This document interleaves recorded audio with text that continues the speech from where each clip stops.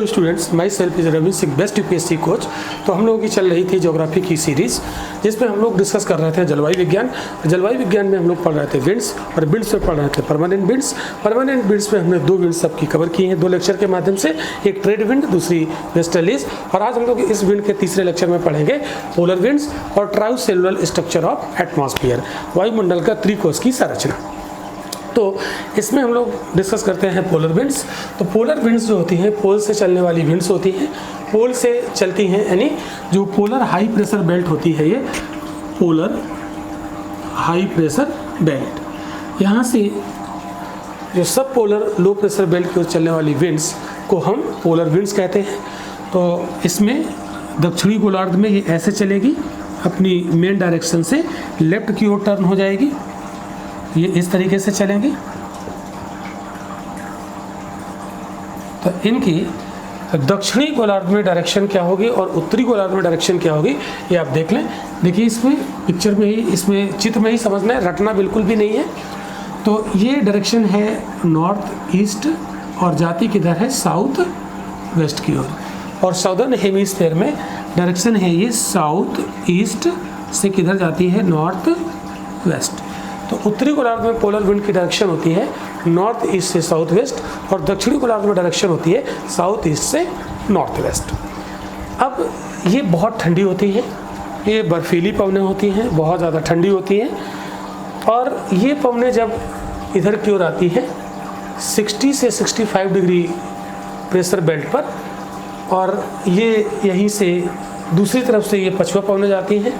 ये दोनों का अभिसरण होता है, कन्वर्जन होता है, दोनों का क्या होता है, कन्वर्जन होता है, ठीक है, दोनों का होता है कन्वर्जन।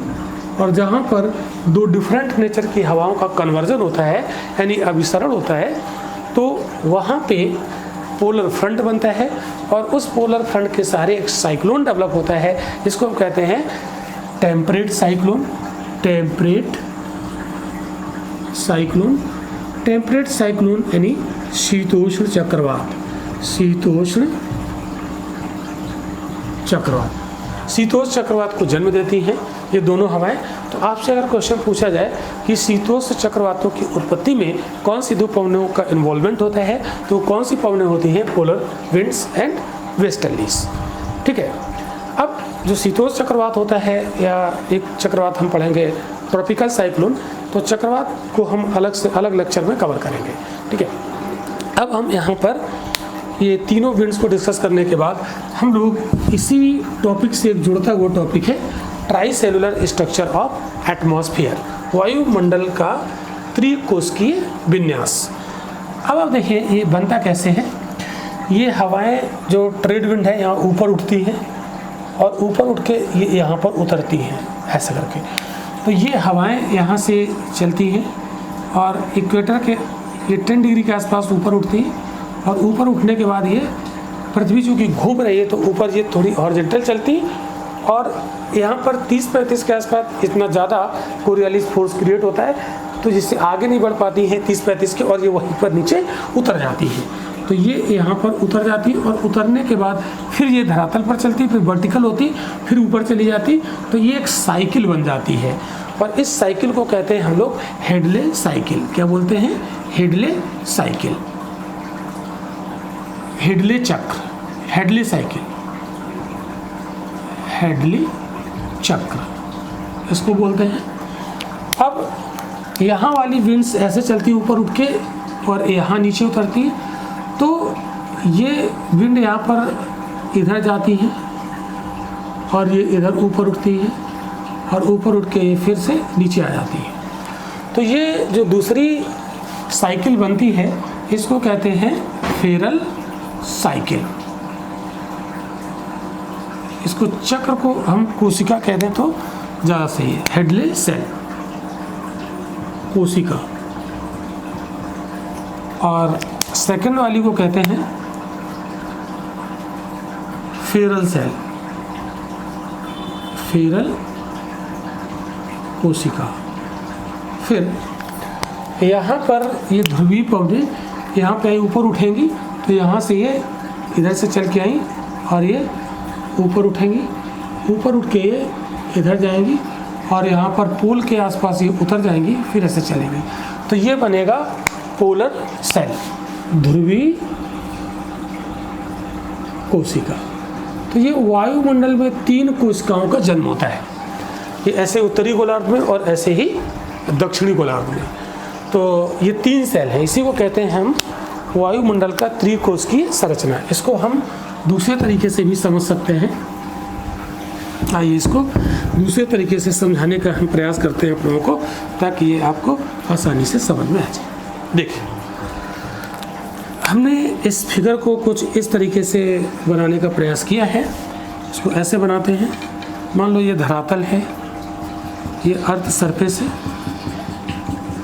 ये धरातल है, और यहाँ पर हम अक्षांश ले लेते हैं। अरे इसको मत खींचो, इसको समझाने में थोड़ी सी दिक्कत आ जाएगी, कंजस्टेड हो जाएगा। तो इसमें हम ये इसको साफ कर देते हैं। अब देखिए, यहाँ पर मैं देखा कि मान लो इस जगह पर इक्वेटर है 0 डिग्री, तो इधर ये 10 डिग्री है, तो इधर भी दूसरे गोलार्ध में भी ये 10 डिग्री होगा। तो इधर ये 35 डिग्री, तो दूसरे गोलार्ध में भी 30 डिग्री 35 डिग्री है। इधर 65 डिग्री, तो इधर भी दूसरे गोलार्ध में 60 से 65 डिग्री। इधर 90 डिग्री, तो इधर भी 90 डिग्री। आपको पता है 0 से 10 को कहते हैं लो प्रेशर बेल्ट, ये 30-35 पर हाई प्रेशर बेल्ट, 60-65 पर लो प्रेशर बेल्ट, फिर यहाँ पर हाई प्रेशर बेल्ट। अब यहाँ पर हाई प्रेशर बेल्ट, यहाँ लो प्रेशर बेल्ट और यहाँ high pressure belt. High pressure belt, low pressure belt, high pressure. अब यहाँ पर ये 30-35 से ये जो बिंड चलेंगी इधर की ओर, ये 10 डिग्री पर आते आते क्या होंगी, ऊपर उठ जाएंगी। इधर से भी 30-35 से यहाँ पर विंड्स आती हैं और ये ऊपर उड़ जाती है। तो ये ट्रेड विंड है, और ट्रेड विंड यहाँ पर क्लाउड्स फॉर्म करती हैं, और क्लाउड्स फॉर्म करके यहाँ पर वर्षा कराती है। कौन सी वर्षा होगी, संवहन। और वर्षा कराने के बाद ये यहाँ पर हॉरिजॉन्टल जाएंगी, और फिर यहाँ पर कोरियालिस फोर्स की वजह से ये नीचे यहाँ पर उतर आएंगी। ये यहाँ पर हॉरिजॉन्टल जाएंगे और फिर ये नीचे यहाँ पर उतर आएंगी। अब ये हाई प्रेशर हो गया, तो कुछ हवाएं उतर के इधर जाएंगी, और ये पोलर हवाएं इधर आएंगी, और ये दोनों ऊपर उठ जाएंगी। ये इस तरीके से ऊपर उठेंगी, और ये यहाँ पर क्लाउड्स फॉर्म करेंगी। जब हवाएं ऊपर उठती तो क्लाउड फॉर्म करती हैं और वर्षा कराएंगी। यहाँ पर वर्षा होगी, और ये कुछ इधर आ जाएंगी और ये इधर आ जाएंगे, और ये पोल पर जाकर नीचे उतर जाएंगे। सिमिलरली यहाँ पर ये विंड्स आएंगी, इधर चलेंगी, और ये यहाँ ऊपर उठेंगी। इधर से चलेंगी, ये ऊपर उठ जाएंगी, और ये दूसरे गोलार्ध में यहाँ पर क्लाउड्स फॉर्म करेंगी और वर्षा करेंगी। ये इधर हॉरिजॉन्टल जाएंगी, इसके साथ यहाँ पर उतरेंगी, नीचे डाउनवर्ड जाएंगी, और ये वाली इधर आ जाएंगी, और ये पोल पर आकर क्या हो जाएंगी, उतर जाएंगी। अब आप देखो 3 सेल यहाँ पर हैं उत्तरी गोलार्ध में, तो 3 सेल दक्षिणी गोलार्ध में। तो ये जो सेल है, इस पहली सेल, ये दूसरी सेल और ये तीसरी सेल, तो इसको क्या बोलते हैं, इसको बोलते हैं हेडली सेल। दूसरे नंबर वाली को बोलते हैं फेरल सेल, तीसरे नंबर वाली को बोलते हैं ध्रुवीय सेल। इसी प्रकार यही सेल यहाँ पर बनेंगी दूसरे गोलार्ध में, पहली, दूसरी और तीसरी। अब आप देखिएगा कि जहाँ पर विंड्स ऊपर उठ रही होंगी वहाँ क्लाउड्स बनेंगे और वर्षा होगी, और जहाँ पर विंड्स नीचे आ रही होंगी वहाँ कोई क्लाउड नहीं बनेगा, पानी नहीं बरसेगा। इसका मतलब वर्षा कहाँ होगी, 0 से 10 के बीच वर्षा होगी, और 60-65 वाली बेल्ट पर भी पानी बरसेगा।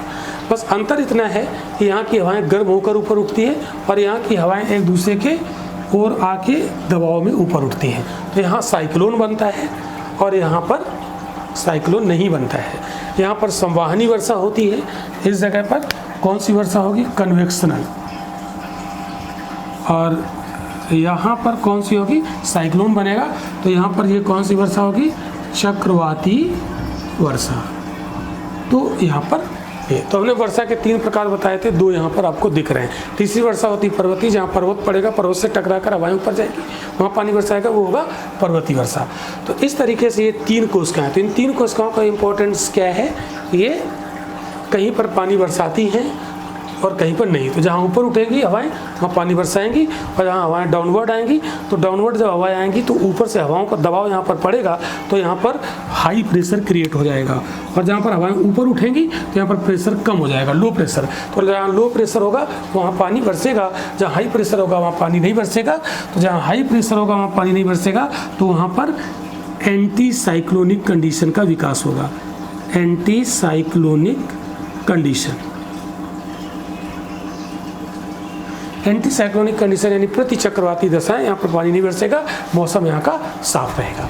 तो ये जो त्रिकोश की संरचना है ये हमें क्या बताती है? कहाँ पानी बरसेगा, कहाँ पानी नहीं बरसेगा, कहाँ साइक्लोन आएगा, कहाँ पर साइक्लोन नहीं आएगा।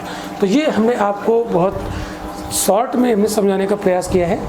इस टॉपिक को पढ़ाने के लिए हमें एक लंबा लेक्चर की ज़रूरत होती है, लेकिन यहाँ पर मेरी सीमा है, इसलिए मैं ज़्यादा लंबा यहाँ पर नहीं खींच सकता हूँ। तो कम समय में हमने आपको पूरा कॉन्सेप्ट देने का प्रयास किया है। अगर आपको हमारा डिटेल में लेक्चर करना है IAS के लिए, तो आप हमारे ऐप को प्ले स्टोर से डाउनलोड करेंगे। ऐप का लिंक इस वीडियो के डिस्क्रिप्शन में मिल जाएगा, वहाँ से डाउनलोड करके हैवी डिस्काउंट पाएँ और डिटेल में आप अपनी तैयारी करें घर बैठे। Thank you.